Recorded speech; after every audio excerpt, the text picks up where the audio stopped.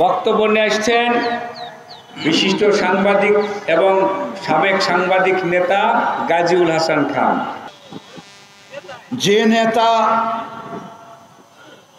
উঠে এসেছেন কৃষক পরিবার থেকে, যার হারানোর কিছু ছিল না, যার দুটো লুঙ্গি এবং দুটো পাঞ্জাবি ছাড়া একটা ব্যাংক অ্যাকাউন্ট ছিল না, যার ঘরে কয়েকশো টাকা পর্যন্ত থাকতো না, সেই মানুষটির একটি মাত্র চিন্তা ছিল, কবে এ দেশের কৃষক, শ্রমিক, মেহনতি জনতা তাদের অধিকার পাবে, মুক্তি পাবে, শোষণ, শাসন, বঞ্চনা থেকে অব্যাহতি পাবে।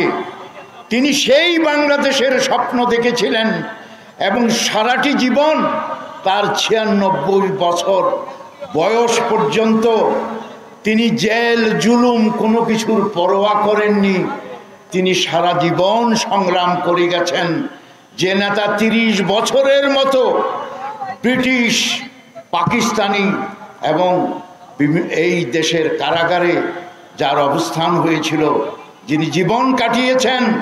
আপনারা বলেছেন ফারাক্কা আন্দোলনের কথা, কৃষক বিদ্রোহের কথা, কৃষক সমাবেশের কথা, সৈনিক এবং বিশেষ করে আমাদের শ্রমিক সমাবেশের কথা, যাদের সমস্ত দাবি আদায়ের জন্য মাওলানা ভাসানী সেই তৎকালীন পাকিস্তানের পশ্চিম পাকিস্তান এবং পূর্ব পাকিস্তানে একযোগে আন্দোলন করেছেন, 69-এর গণ অভ্যুত্থানে নেতৃত্ব দিয়েছেন এবং শেখ মুজিবকে জেল থেকে বের করে এনেছেন।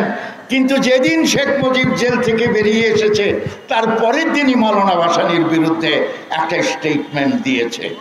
এদের মতো মানুষের কাছে আপনারা মাওলানা ভাসানীর কি স্বীকৃতি চান? আজকে এই দেশের কোনো বই পুস্তকে মাওলানা আব্দুল হামিদ খান ভাসানীর সংগ্রামী জীবনের কোনো কথার উল্লেখ নাই। কেউ একটি দুটি লাইনও শিখতে পারে না। আমাদের শিশুরা, আমাদের বাচ্চারা বড় হচ্ছে, তারা জানতে পারছে না মাওলানা আব্দুল হামিদ খান ভাসানী কে ছিলেন এবং তিনি এই দেশের মুক্তির জন্য কি ধরনের আন্দোলন করেছেন।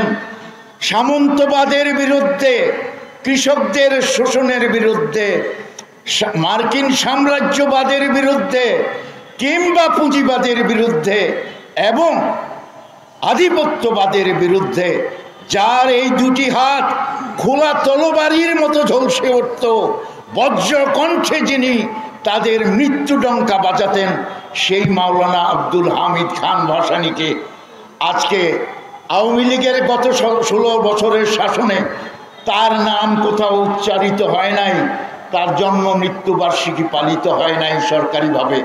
আমাদের মতো সাধারণ মানুষ ছাড়া কেউ তার নাম মুখে উচ্চারণ করে নাই। আজকে আমাদেরকে ঐক্যবদ্ধ হতে হবে। যদি আমরা মাওলানা ভাসানীকে চিনতে না পারি, যদি তার নির্দেশিত পথে চলতে না পারি, আমাদের মুক্তি আসবে না। আমরা যত সংখ্যা গরিষ্ঠই হই না কেন, এতক্ষণ যাদের নাম আপনারা উচ্চারণ করেছেন, তারা কেউ কৃষক, শ্রমিক, মেহনতি মানুষের মুক্তি সংগ্রামে ঝাঁপিয়ে পড়বে না যদি আপনারা ঐক্যবদ্ধ না হন এবং আপনারা সংগ্রাম করে সেটা আদায় করে না আনতে পারেন এবং মাওলানা ভাসানীর নাম অক্ষয় অমর করে আপনারাই রাখতে পারবেন। সুতরাং আপনারা এই বড় বড় আওয়ামী লীগ উমক, তারা শুধু মাওলানা ভাসানীকে শোষণ শাসন করেছে, মাওলানা ভাসানীর অধিকারটুকু দেয় নাই, শ্রমিকের অধিকারটুকু দেয় নাই, কৃষকের অধিকারটুকু দেয় নাই।